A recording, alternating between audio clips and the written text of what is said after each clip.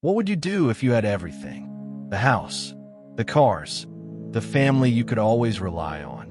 A life of luxury handed to you on a silver platter. And yet, you feel trapped, unable to escape the expectations, unable to break free. Dana Ewell had it all. A fortune, a family, and a future most people would kill for. His father, Gilbert Ewell, was a wealthy businessman, respected in the community. His mother, Sandy, was the epitome of grace and elegance. His younger sister, Tara, was the picture of innocence, bringing light to their home. But Dana wasn't happy. For him, the life that others would envy felt more like a prison. The weight of his family's legacy pressed down on him, and with every passing day, the walls seemed to close in. His father's expectations were too much, the constant pressure to step into his shoes, to take over the family business. The future was already mapped out for him, every move scrutinized. Dana wanted out. The problem wasn't just that Dana was suffocating under his father's expectations. It was that he couldn't break free.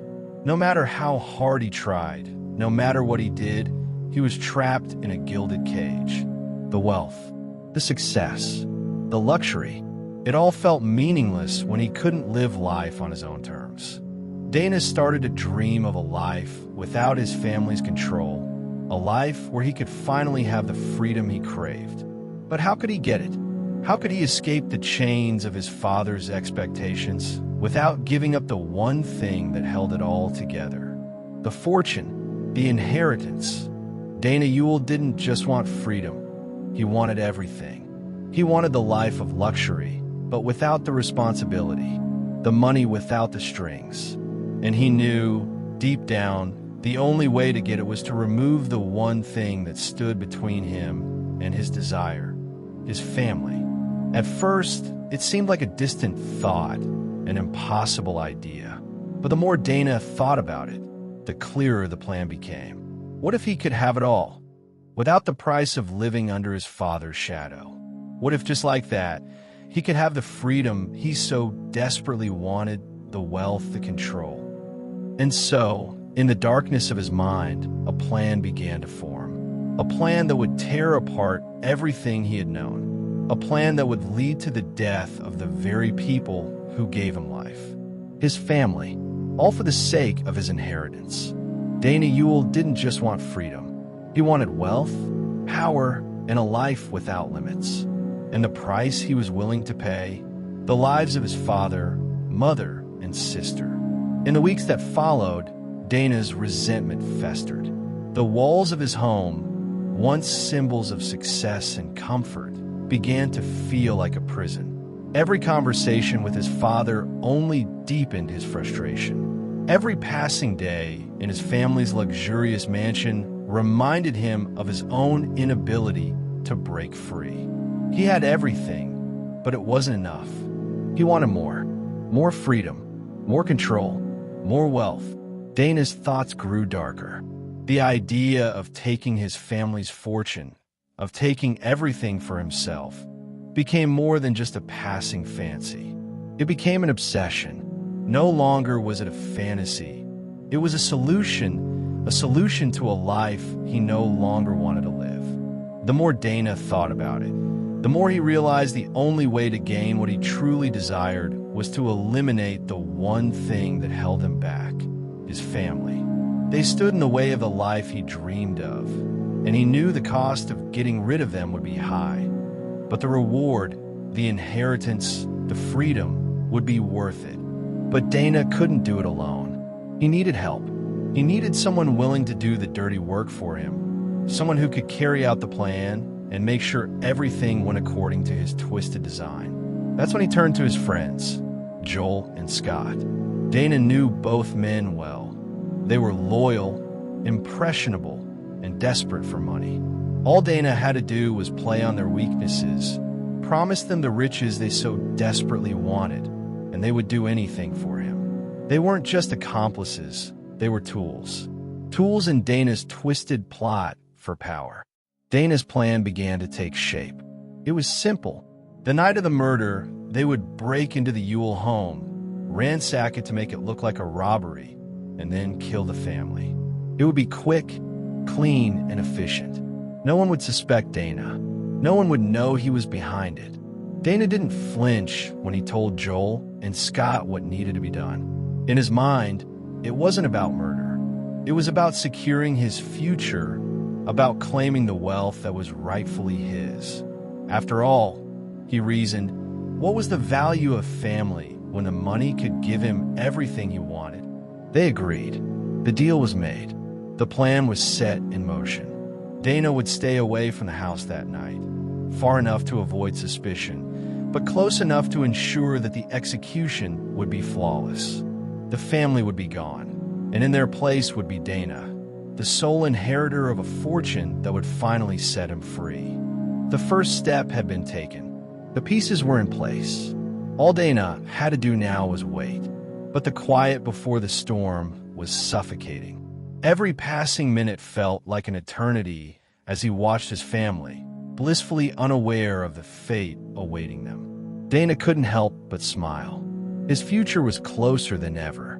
The night was eerily quiet. The air hung heavy with anticipation, as though the universe itself was holding its breath. Dana Ewell paced back and forth in his room, his heart pounding in his chest. His mind raced, running through the plan over and over again. Everything had been carefully calculated, every detail accounted for. Tonight was the night that would change everything. Dana knew his family's routine well. They'd be settled in for the night, probably watching TV or preparing for bed. It wouldn't be long before they were in a deep sleep, unaware of the horror waiting just around the corner. Joel and Scott, his accomplices, were already in position. They had their instructions: break in, stage the scene, and kill the Ewells. Dana had made sure the house was vulnerable to an intruder, and the timing was perfect. All he had to do was wait. But even as he stood in his room, he felt no fear, only a cold, calculating calm. As the clock ticked down, Dana could hear the sounds of his family moving about downstairs. Gilbert, his father, speaking with Sandy in the kitchen. Tara, his younger sister, laughing softly from her bedroom. The warmth of family life, so familiar, so routine, would soon be shattered by the merciless hand of greed. Then, without warning, Dana heard the sound of a door creaking open. It was Joel and Scott, entering the house through the back door, just as planned. The time for waiting was over. Dana's pulse quickened, but his face remained stoic, unreadable. This was the moment he'd been working toward, the moment his entire future depended on. The plan unfolded with terrifying precision. Joel and Scott moved quickly, silently. They went to Gilbert and Sandy's bedroom first. In the quiet, they crept in, guns in hand, and executed them both with ruthless efficiency. Gilbert and Sandy didn't have a chance to fight back. No screams, no cries for help, just cold, calculated violence. Next, they moved to Tara's room. She was asleep, unaware of the danger creeping up on her. But her fate, like her parents', was sealed. A single moment, a single breath, and she too was gone. Strangled in the darkness, her life snuffed out as if she were nothing more than an obstacle in Dana's path. The house was eerily silent now. The murders had been carried out with chilling precision. The Ewells were gone. The family, once so full of life, was now lifeless. Dana's future was finally in his grasp. But Dana didn't immediately rush to the scene. He stayed in his room, listening to the stillness that now consumed the house. The screams were over. The pain was over. All that was left was the inheritance, the money, and the freedom he so desperately desired. As the hours passed, Dana's mind began to race. He imagined his new life, the luxury, the freedom. No more constraints, no more expectations.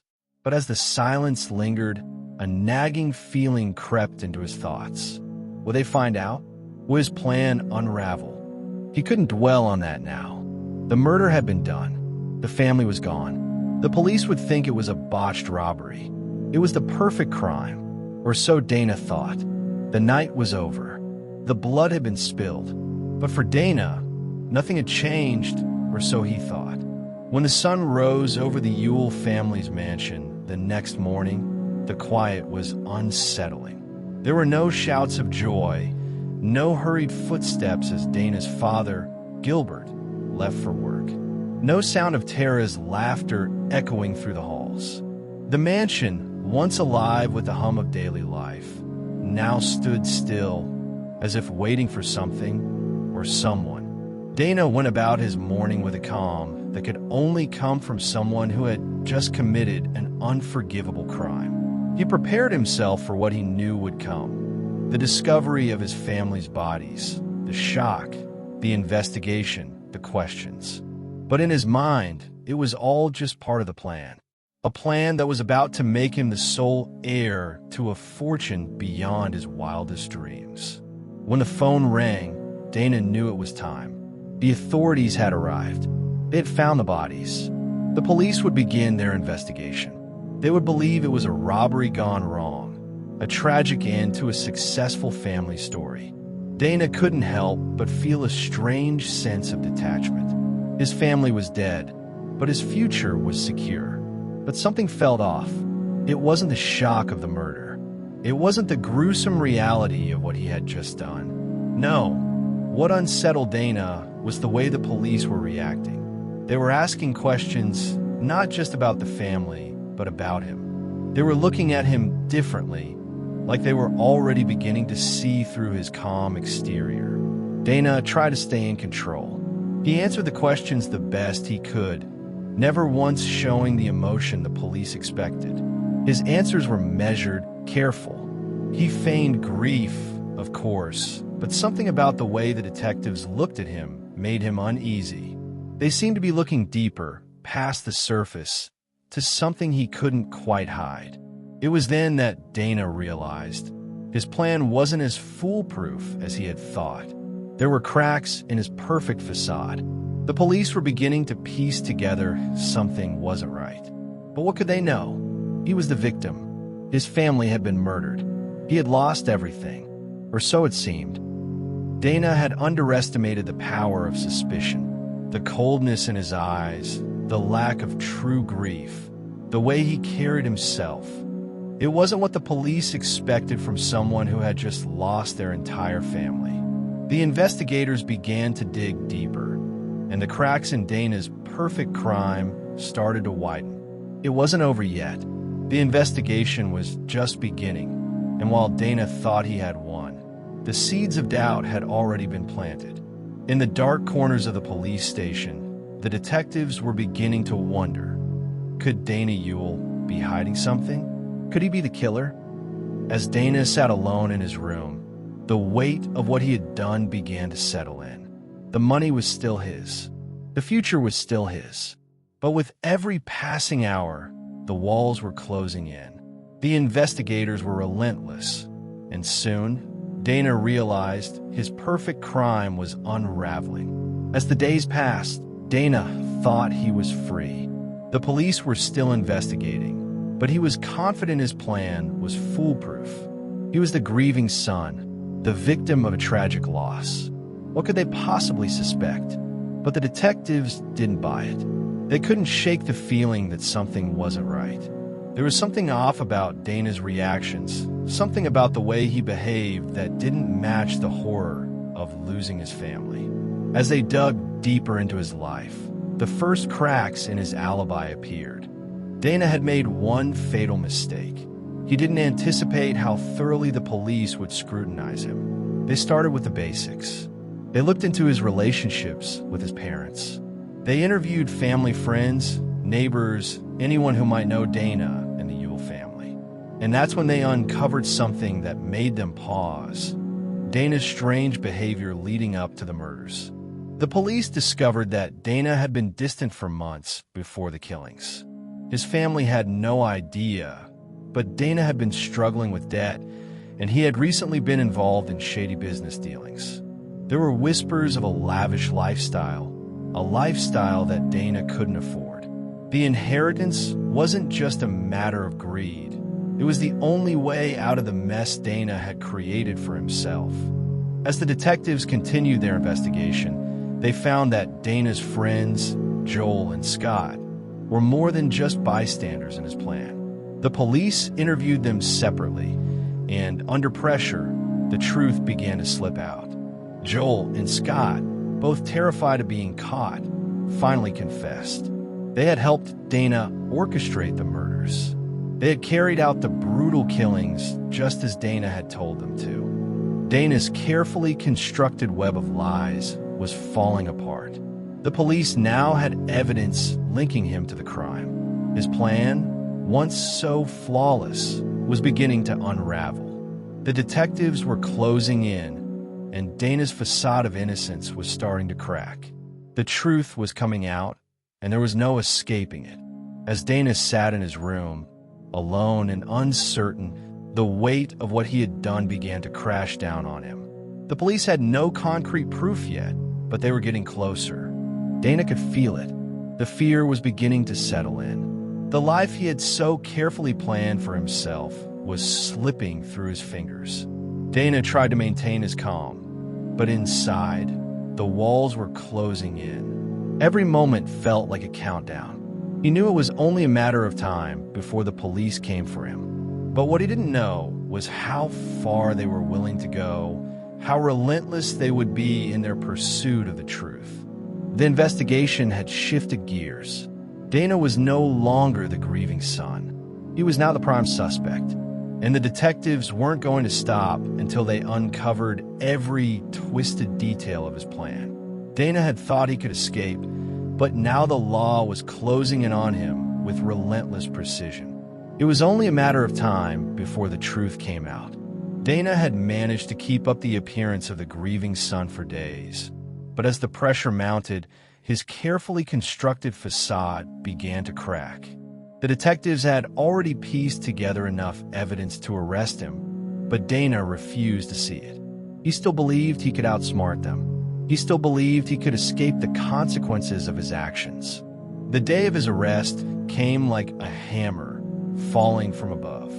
Dana was at home, alone, waiting for the inevitable knock on the door. He had spent hours pacing, replaying every moment, every conversation that had led him to this point. He couldn't shake the nagging thought that the police were closing in, but a part of him still thought he might somehow slip away. But when the police arrived, there was no escape.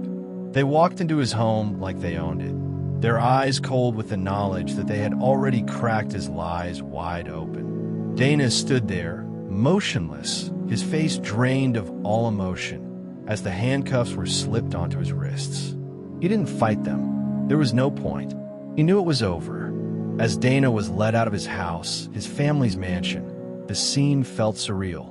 It was as if the luxury of a life he had dreamed of had turned into an empty shell, a hollow reminder of everything he had lost. The wealth, the power, the future, none of it mattered now. All that remained was the cold reality of what he had done and the consequences that would follow. The trial that followed was a spectacle, drawing attention from across the country. Dana's calm demeanor throughout the proceedings only further fueled suspicions. He still didn't seem to care. He didn't seem to feel remorse. But that was the problem. He had underestimated the power of the justice system and the relentless pursuit of the truth. In 1995, Dana Ewell was convicted of 3 counts of first-degree murder. He was sentenced to life in prison without the possibility of parole. The jury didn't buy his story of innocence. The evidence was too strong. The lies were too transparent. And in the end, Dana's obsession with wealth and freedom had cost him everything. Dana Ewell didn't just lose his family. He lost his future. His wealth, once so close, was forever out of his reach. And as he sat in his prison cell, his world turned dark.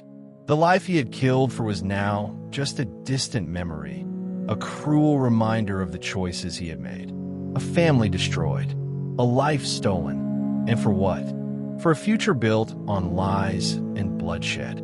Dana Ewell wanted wealth, he wanted freedom, but in the end, he was left with nothing. Nothing but a prison cell and the haunting knowledge that his own actions had sealed his fate. Don't forget to like and subscribe to this channel using the link below.